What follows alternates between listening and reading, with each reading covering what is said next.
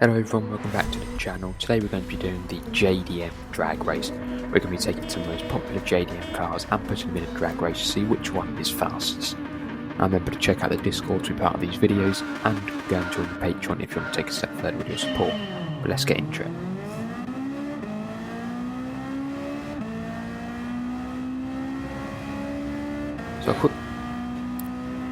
So I'll quickly explain how this is going to work. So we're going to have two main kind of categories, the 200 horsepower and the 280 or 276 kind of brake horsepower. Just because there's quite a significant power difference between some of these cars, I just wanted to make it a little bit more fair. And also the fact that the track simply isn't wide enough to travel with these cars at once. But as you know, remove that one. And just to point out, this isn't really serious, it's just a bit of fun. So let's start with the 200 horsepower group, and I'm going to tell you a little bit about each of the cars racing, and then you can watch the race for yourselves, and I'll give you my thoughts. So the first car we have is the EK9 Civic, one of the most popular JDM tuner cars. We'll be using the 1998 version in the game with nearly 200 horsepower, so slightly down on power compared to its competitors, but its lightweight should make up for that. Then the Mazda RX-7, but the older one from 1990. Now this has a rotary engine with 202 horsepower, and it is also quite light. It served me well in the earlier games, so let's see how well it stacks up in GT7. Then we have a fan favourite, the Honda Integra.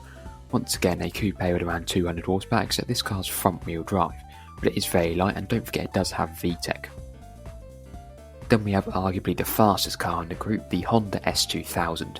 It does have a power advantage with around 240 horsepower, but it's a little bit heavier than the rest. But let's see if it can put its power to good use. Then the Toyota MR2, so not a very popular choice, but I did want to include it anyway to give a little bit of variety since it is mid-engine. It has 240 horsepower like the Honda, but it gets its power from a turbo. Can the engine placement make it? Will the engine placement give it a good launch, and does the power let it sail to victory? Let's find out. And finally we have the tuned AE86 or Toyota Truno. This is a massive car in the meme community with the Tokyo Drift and all that stuff. I wanted to include the standard Truno, but it was simply too slow, so we're going to include this version instead. Instantly recognisable with that black bonnet and the wheels. It has race car performance, but only around 200 horsepower, so it is slightly down on power. But it is the lightest car here though, with a weight of just 850 kilograms. Let's see what it can do. We'll place these cars in ascending order of power to make it more fair, and they'll race to the 300 meter and the 3,000 meter line. The first car to cross the race wins. So let's see what happened. A good start from the MR2 gets it into third place as the RX-7 takes pole position. The S2000 and Truno quickly overtake the Integra, and despite having 40 less horsepower, the Truno actually overtakes the S2000. The MR2 and the Truno then overtake the RX-7, and the S2000 really has to work to try and overtake the RX-7.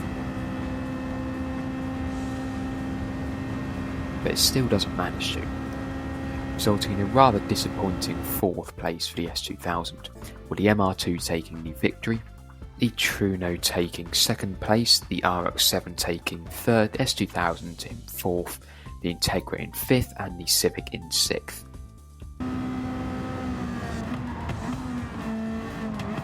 Now we're moving on to the 280 horsepower cars. So I just want to quickly say that we'll have two groups, and we'll take the fastest 6 cars overall and then race them to see which one of them is fastest. And please note these liveries are just for show, and all cars have their default settings. So first up, the Nissan Fairlady Z or 300ZX. This isn't a very well liked JDM car, but let's include it anyway. Now on paper it is the worst car, and it has the least amount of power being the heaviest. But let's see what happens. Then the Honda NSX from 1992, a Ferrari killer. Mid-engine, very aerodynamic and with around 290 horsepower. Then the Subaru Impreza 22B, the fastest of all the Imprezas. The turbo boxer engine with around 290 horsepower, but also 4-wheel drive. It's likely going to get a good launch, and hopefully it can keep the lead. Then the Tommy Mackinnon Mitsubishi, the best of the Evos. Like the Subaru, it has 4-wheel drive, so it will get a good launch, but it has 10 more horsepower, so it may end up beating the Subaru. The penultimate car is the R33 Skyline. It has plenty of horsepower, over 320, 4-wheel drive, so the best of both worlds. Unfortunately, it is very heavy though. Let's see how it does. And finally, the Supra, the most recognisable car here and the most powerful car here. But being rear-wheel drive, it may have difficulty getting its power down, and it is also quite heavy. So let's talk about the race. Immediately, the Fairlady or 300ZX falls behind, getting overtaken by the Subaru and the NSX, and then the rest of the cars shortly afterwards. It's worth noting how bad of a start the 300ZX got, and the Supra for that matter. You can see the gap between the Supra and the rest of the pack, quite disappointing. The Supra begins to get going and the NSX then takes pole position from the Subaru. The Supra then overtakes 300ZX, and then the Tommy Mackinnon overtakes the Subaru as we predicted earlier. This is pretty much how the race stays until the Supra magically comes past the Skyline and the Subaru to take 3rd place. Quite a surprising comeback. The Skyline then overtakes the Subaru, leaving that car too in the dust. The Supra just gets past the Evo before the 3,000 metre mark, claiming the 2nd place. So the top 3 for this group are the 1992 NSX in 1st place, the Supra just taking 2nd, and the Evo in 3rd. Unlucky for the Skyline, which finished in 4th, the Subaru in a disappointing 5th, and the 300ZX left in the dust at 6th, meaning that the NSX, the Supra, and the Evo will be going through. Now moving on to Group 2, we have the Evo 6, although not as good as the Tommy Mackinnon, it is still pretty fast, and the Mitsubishi GTO, one of the most forgotten JDM cars, but it is actually one of the fastest. Twin turbo and 4-wheel drive, so let's see how good it'll be. Then the RX-7, but the newer one, slightly down on power, but it does rev super high and is quite light. Then the Godzilla Skyline, the Nissan R32. Very iconic, and this does have an advantage as 4-wheel drive and pushes out nearly 320 horsepower, but it is also quite heavy. Then the R34 Skyline, the newer version of the R32 and R33. 4-wheel drive, 320 horsepower, should be one of the best cars here. And finally the NSX from 2005. Slightly down on power in comparison to the big dogs, but it is a bit lighter, so let's see how it does. So Group 2 is a lot more even, with no obvious position changes from the start, until the Skyline narrowly gets past the RX-7 and the NSX in a double overtake. For some reason the RX-7 begins to drop back. The Skyline and the NSX get level, both taking pole position, with the R34 soon to follow. The RX-7 overtakes the R32, but just runs out of space before getting the R34, meaning that the winners of this group are the NSX, the R34 and the RX-7. Disappointing show from the R32, proving that it may not be as good as people think it is. The GTO's heavy weight likely slowed it down, and the Evo simply wasn't fast enough to keep up. Meaning that the final race will be the 1992 NSX, the 2005 NSX, the Toyota Supra, the Nissan Skyline R34, the Tommy Mackinnon Evo, and the Mazda RX-7. So let's put these cars together and see which of these is the fastest, to crown the ultimate JDM supercar. So a good start for the 1992 NSX sees it takes the lead, and the RX-7 drops all the way down to 5th, but with some slipstream when the RX-7 gets past the R34 and the Tommy Mackinnon Evo.